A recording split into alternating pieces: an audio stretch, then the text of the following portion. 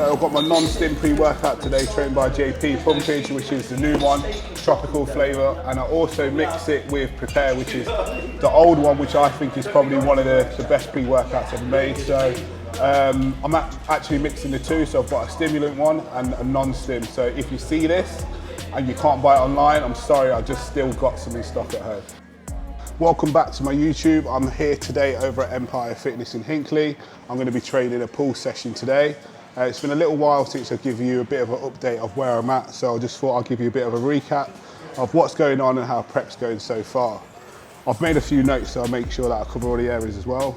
So I am now 8.5 weeks into prep of a 21-week prep. I still got another 12.5 weeks to go to my first show. So since the last time we filmed, I've actually been accepted and got my invite for the Arnold Classics UK, which I'm really pleased with, which just means that I'm able to crack on and keep working towards my first show, what's planned for this season. So last week was the first time during my prep so far, so I was on about 7.5 weeks, that I started to feel actually quite fatigued and tired. Which I didn't really expect, because I wouldn't say I'm at that stage where I'm digging deep in prep.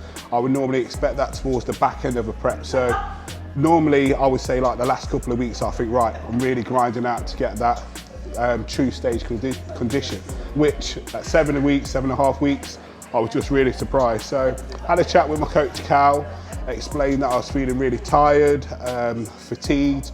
My weight started to spike and actually go back up as well, which is a sign that I was quite inflamed from my training. I was probably maybe doing a little bit too much. So initially I had a one rest day with 100 grams extra carbs. The day after, I still felt how I felt the day before. So I relayed this information to Cal, and he said, you know what, let's take another 3 full rest days, let the body recover, recharge, and get set, ready to start the new training week, which is actually this week. So the rest did me some good.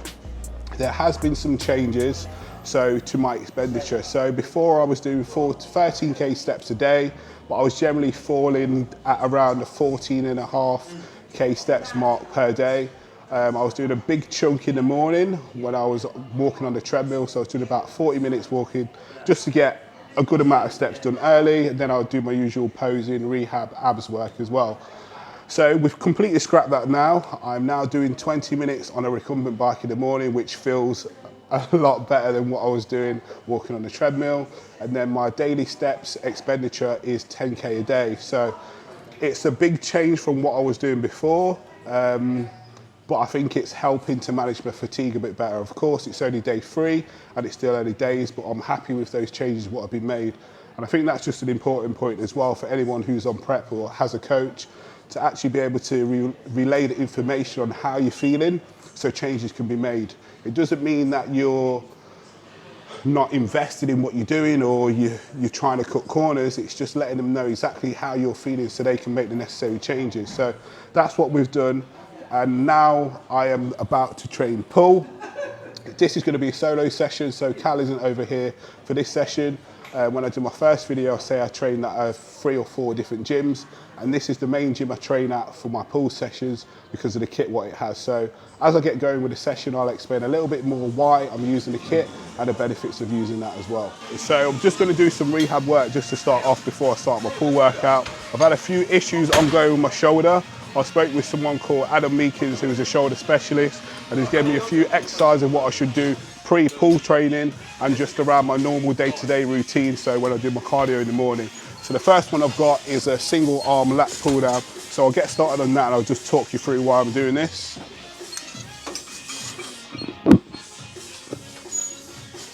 So you can either set up with a lat pull down machine, which is being used at the moment, which is why I've gone to the cable crossover machine. What I'm looking at doing is getting my arm in a stretch position in overhead elevation.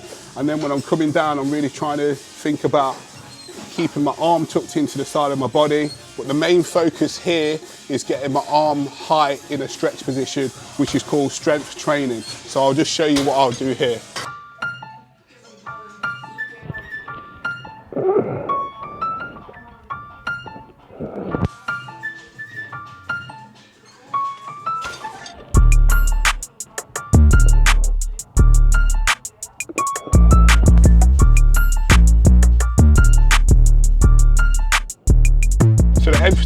here isn't so much on the weight, it's me getting my arm as straight up above my head as possible in a stretch position, which is similar when I go into like my rear double biceps pose or front double biceps when I need to stretch my arms up before hitting the pose.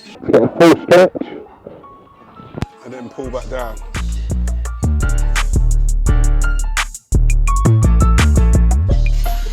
So I generally do about 2 sets here of about 8 reps. I mainly work just my right side because this is a side which is a little bit more restricted.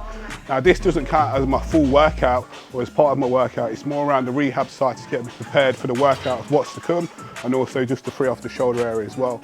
So that's one of the exercises I'll do. I'll show you the second one what I do also. So this other rehab type exercise, what I'm doing is working through external rotation. I've been finding when I've been trying to hit my rear double bicep pose, I can't quite get into the position I want to at the moment. So using this dumbbell and going through this exercise, which I'm about to show you, just helps to challenge that area.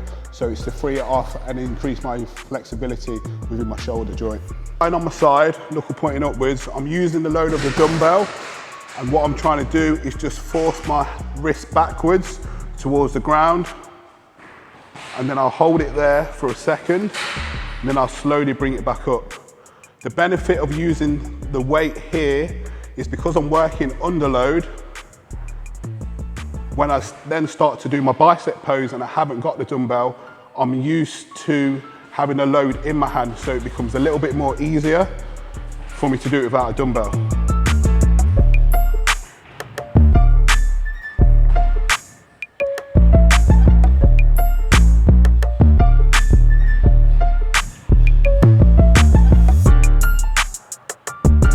So what I found sometimes when I was trying to get into my poses, that I feel like my shoulder's a little bit restricted and tight, almost like a defense mechanism, like I don't want to push past this pain.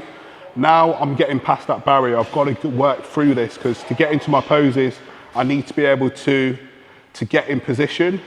So from doing this exercise, it really challenges that end range in external rotation, and my poses now are becoming a lot more easier to actually to hit or to pose in, and it's a lot more even too. I generally do like 2 sets, 6 to 8 reps, and I generally do this every day, but I don't want to overkill it, especially before a pull workout. I don't want to overstress that area because I'm already going to be using my shoulder joint quite a bit for my pulling exercises. But I just wanted to show you guys what I'm doing. So if any of you have this sort of problem, this might be something what might be a benefit for you to do yourself as well. First exercise in this pull workout is the nitro pull down. I like to start with this exercise because it creates a challenge in the shortened range of the movement. For anyone who suffers with really connecting with the back, I always opt to say go with unilateral exercises, because you'll be able to focus solely on one side of the body. And what I'm going to do, I'm going to start with the right side, which is the side where I've got a little bit of shoulder pain, because I want to start with my weaker side, because I know that if I can get the reps with my weaker side, I'll definitely be able to get it with my stronger side. So I'm just going to get started on my feeder sets before I start my top set and then my back off set.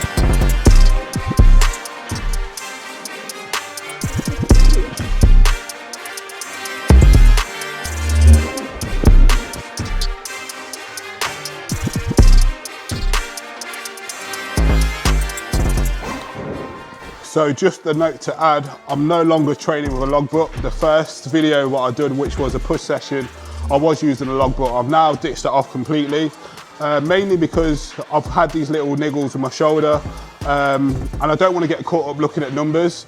So how I'm training now, I train instinctively, so how I feel on the day. I'm still trying to push as much weight as I can with good form, but I'm not trying to think, all right, this is the number I got last week, I've got to match it again, because sometimes it's not there. And for me, for my mindset, I'd rather train knowing that I've had a good session rather than looking at what the numbers were before. So that approach might not work for everyone, but for me, it does work. It's the approach I had in my off season, so I know that it does work. So I'd rather focus on that and just On the niggle side of stuff, like I can't remember the last prep what I've done when I've never had a niggle, so I'm not fazed by that because I know that there's always a way to work around things, which is what I'm doing, and that's the important message as well. Like, you don't have to give up or stop just because you feel a little bit of pain.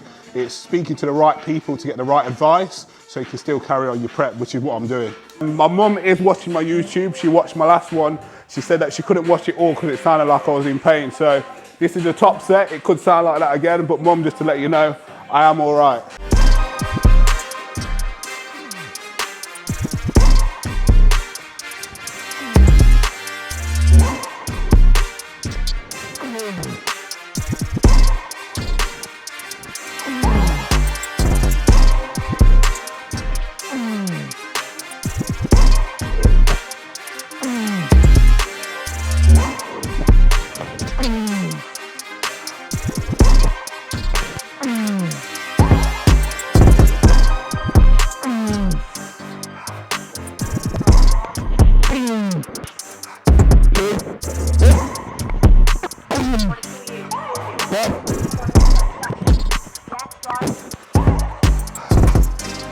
So I ended up actually doing 12 then. It should have been 8 to 10, but it's going back to this thing where I scrapped the logbook. I want to train with how I feel on the day. So there, if I stopped at 10, I felt like I would have sold myself short. So pushing on for those extra 2 reps just helps me to push beyond where I would normally go. And also it's not fatiguing me, so I've not gone and pushed right to failure, but I pushed myself a little bit further than I would have if I stopped at 10. So now I've got to match it the other side.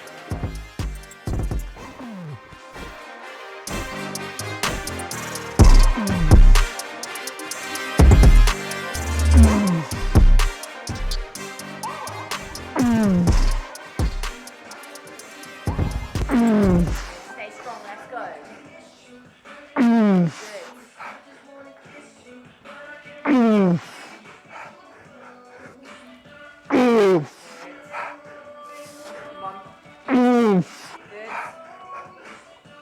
Good. Come on, let's go. Good. Yes. Just the point here when you're working unilaterally, which when I say that you're working one arm at a time, you don't have to go, so I've done my right arm to start off with, you don't have to go straight onto your left arm. If you need to take 30 seconds to a minute rest so you're prepared to do the other side, you can do, because the last thing you want to do is start your set and you're already fatigued and you're already tired from working the other side. So take as long as you need to complete that set.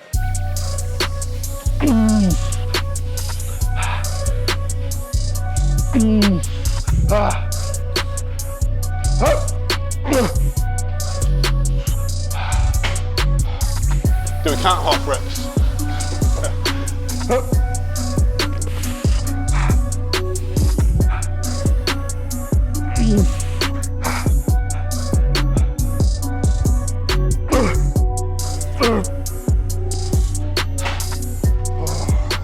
There's 3 floors in this gym. We're on the 2nd floor.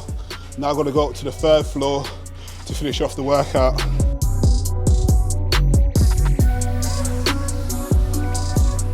So this is another piece of kit, which is the reason why I travelled here, the Nautilus to Explode Row. A really good machine, really to get that lat engagement.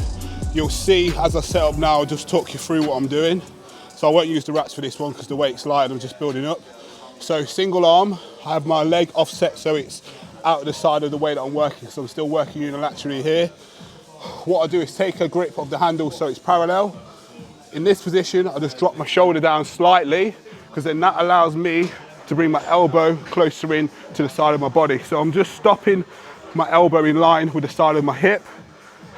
If you also notice as well, I've got a slight lean in, which is lateral flexion into the side of my body, crunching into my abs, obliques, just because that allows for a greater lat engagement here. So to show you what I'm doing.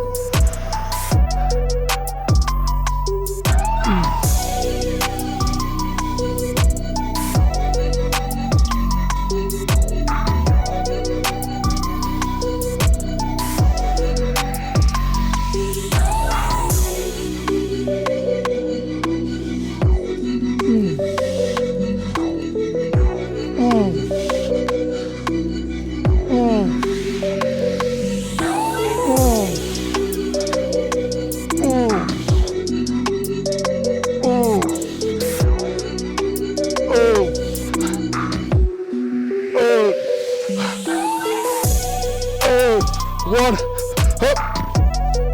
Oh. So it's 8 to 10 there, managed to get my 10 with a slight spot at the end. Just like I was saying, when you're doing this exercise, you really got to think about crunching into your obliques to get the lateral flexion. But when it gets heavier, and then when it gets harder towards the end of the set, what you don't want to be doing is rotating your body, because then you're using too much momentum. So as you do rep 1, your lateral flexing into the side, you want to stay like that at your last rep as well. If you're rotating, the weight's too heavy, you shouldn't be doing that rep.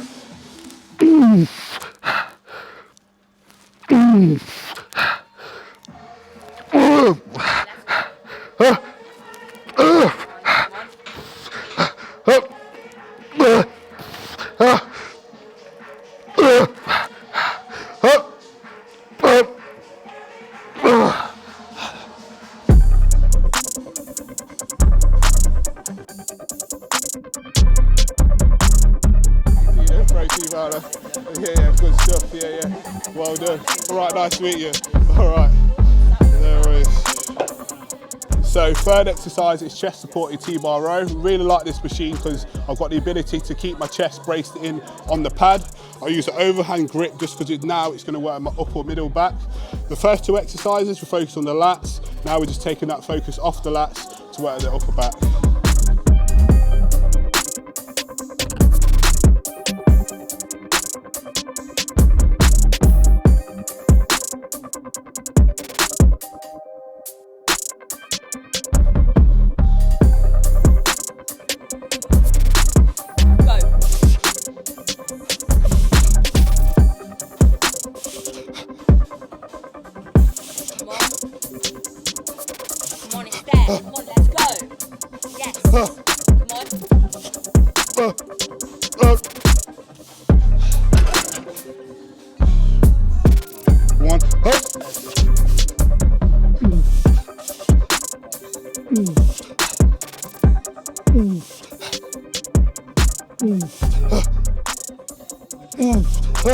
Let's go. Let's go.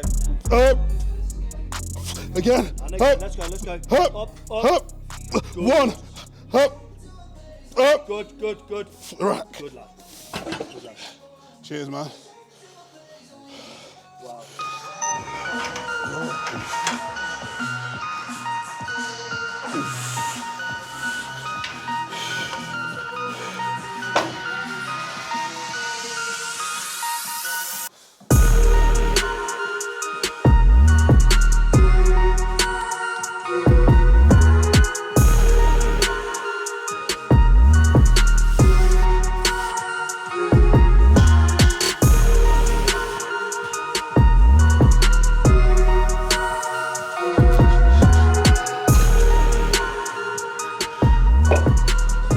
So RDL is the 4th exercise today. This has been added into the mix. Off season, my peak off season weight was 304 pounds. We tried doing hip hinges, so RDLs during my off season, and we'll probably get about 2 weeks worth of doing it. And my lower back would literally just pump up so much, and like it would put me out of action for a good like 2 to 3 days of anything what was lower body like orientated.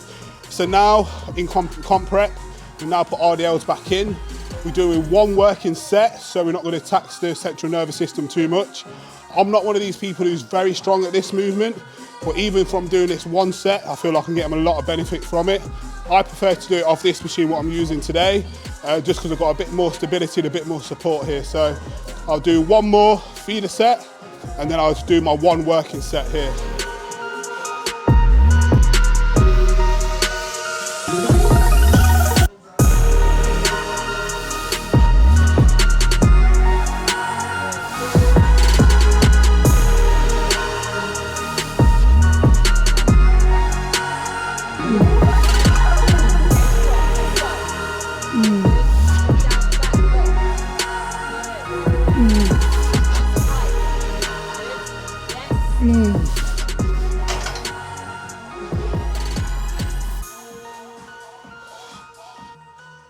So this next exercise is working the rear delts.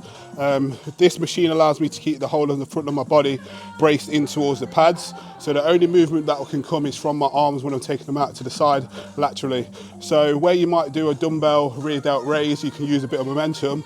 With this setup here, I can't use no momentum. It's all going to come from my shoulders and effectively work my rear delts.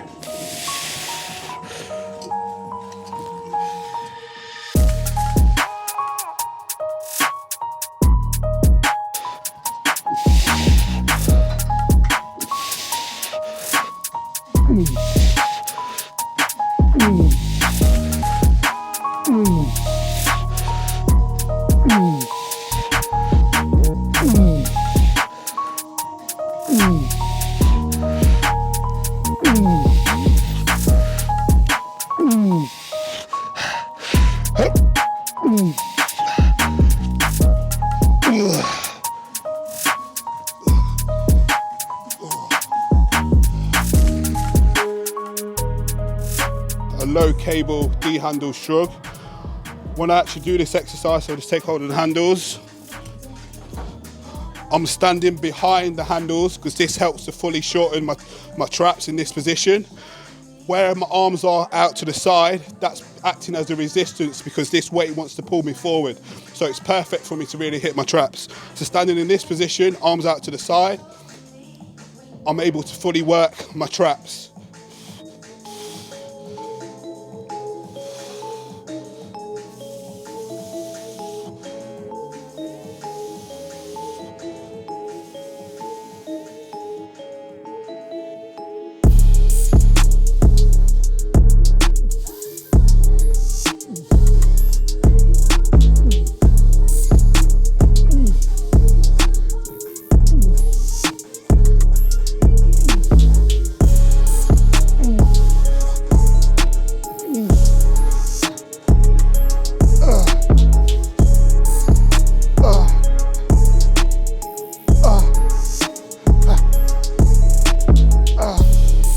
Cable shrugs done. I've got one more exercise. It's going to be one bicep exercise in this pull workout. That's the session finished. So my one bicep exercise today is this high bicep curl here. I go single arm here because if I was working bilaterally, so if I just sit and show you, if I'm working bilateral here, the size of me, it's very difficult for me to keep my elbows on the pads and do the movements. When I work in one arm at a time, it allows me to keep my shoulder, elbow and wrist in a fixed position. So I can actually perform the movement and keep my elbow on the pad. If I was doing both arms at the same time, because I'm trying to really drive into the pads, I'll find that I start to come forward with my shoulders, so internally rotate, and that's not what I want when I want to keep the pressure on my biceps. So again, another exercise in today's workout where I'm working unilaterally just to get the most from the exercise.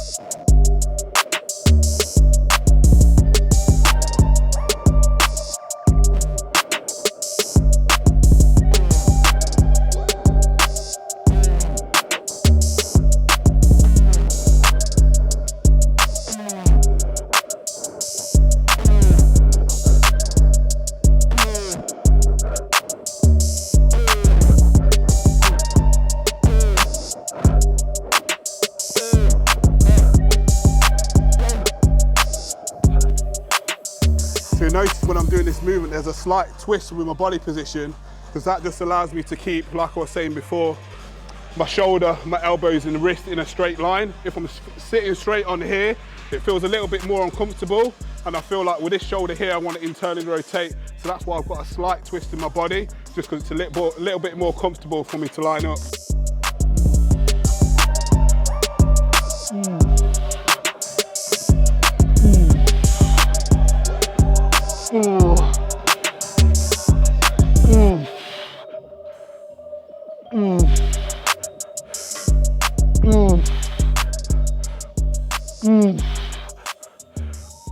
Ooh. Ooh. Ooh. Ooh. Ooh.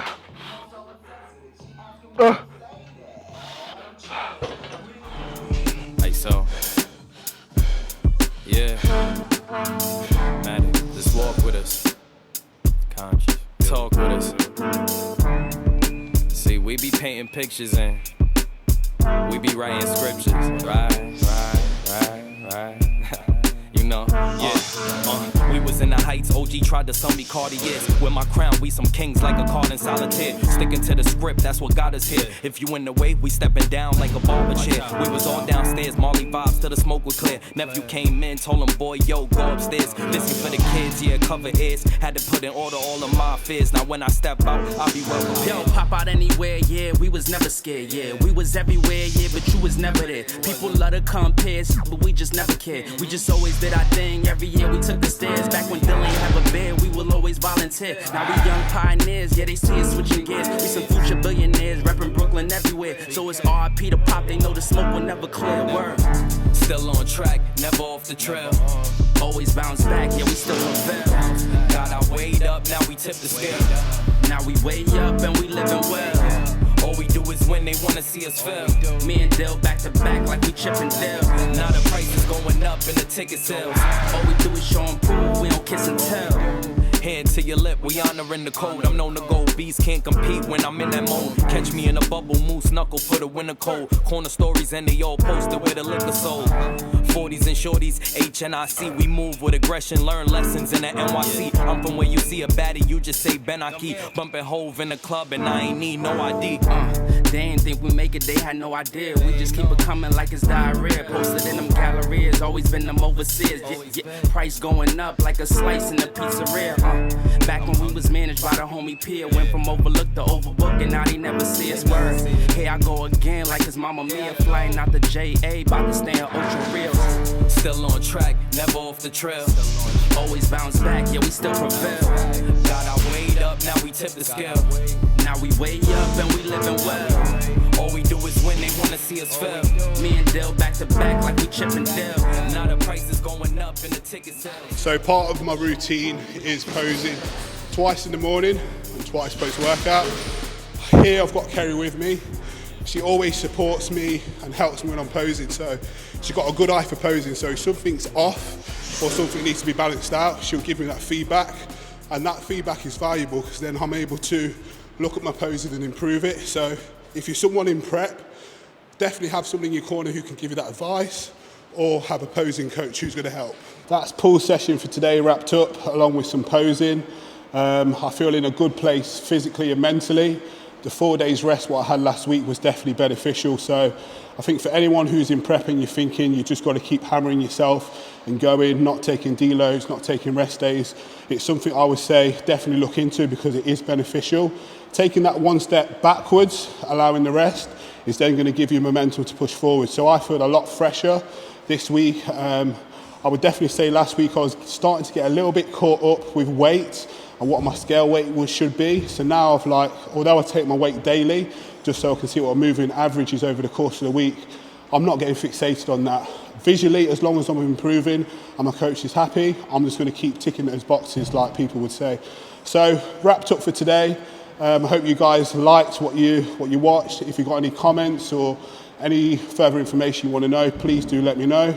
Please like, share and subscribe, the usual YouTuber jargon. I appreciate you watching.